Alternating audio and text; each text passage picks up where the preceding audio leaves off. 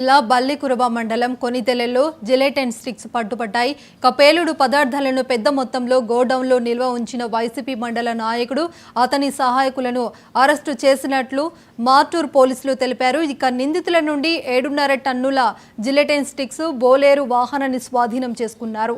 మార్టూరు మండలం నాగరాజుపల్లికి చెందిన వైసీపీ నాయకుడు దాసం హనుమంతరావు లైసెన్స్ లేకుండా జిలెటిన్ స్టిక్స్ నిల్వ ఉంచడం జరిగిందన్న సమాచారంతో తనిఖీ చేసి పట్టుకున్నట్లు డీఎస్పీ రామంజనేయులు తెలిపారు. హనుమంతరావు మరో వ్యక్తిని అదుపులోకి తీసుకుని విచారించిన పోలీసులు నిందితులను కోర్టులో హాజరుపరుస్తామని తెలిపారు. హైదరాబాద్ నుంచి ఫుల్ లోడ్ ఉన్నటువంటి వెహికల్లో అనాథరైజ్డ్గా ఎక్స్ప్లోజివ్ మెటీరియల్స్ తీసుకొని హైదరాబాద్ నుంచి 18వ తారీఖు మన నాగరాజుపల్లికి వచ్చాడనే సమాచారం మేరకు పక్కాగా మేము 19వ తారీఖున ఉదయం మా మార్టూరు సిఐ శేషగిరావు గారు, అలాగే ఇంకోలు సిఐ, అలాగే మా సంతమావులు సిఐ వెంకట్రావు గారు ఆ ఇన్ఫర్మేషన్ తోటి మన నాగరాజుపల్లి రోడ్లో ఉన్నటువంటి 135/7, 137/7 సర్వే నంబర్లో ఉన్నటువంటి మిడాల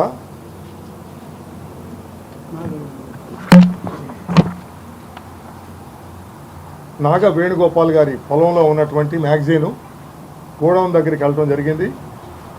ఆ గోడౌన్లో ఉన్నటువంటి స్టాకు వెరిఫై చేసుకోవటం, ఆ లైసెన్స్ ఎవరి పేరు మీద ఉన్నది, ఇవన్నీ కూడా విచారించిన తర్వాత అక్కడ ఉన్నటువంటి ఆధారాలను బట్టి ఆ ప్రాంతం అంతా కూడా మిడాల నాగ వేణుగోపాల్ గారికి చెందిందని, అతను ఎక్స్ప్లోజివ్స్ కొనుక్కొని స్టోర్ చేసుకొని అమ్ముకునే విధంగా లైసెన్స్ పొంది ఉన్నాడు.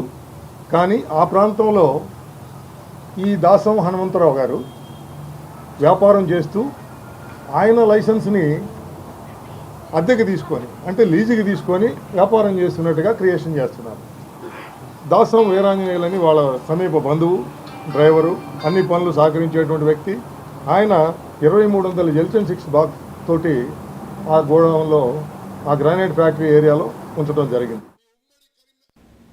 తిరుమలలోని విశాఖ శారదా పీఠ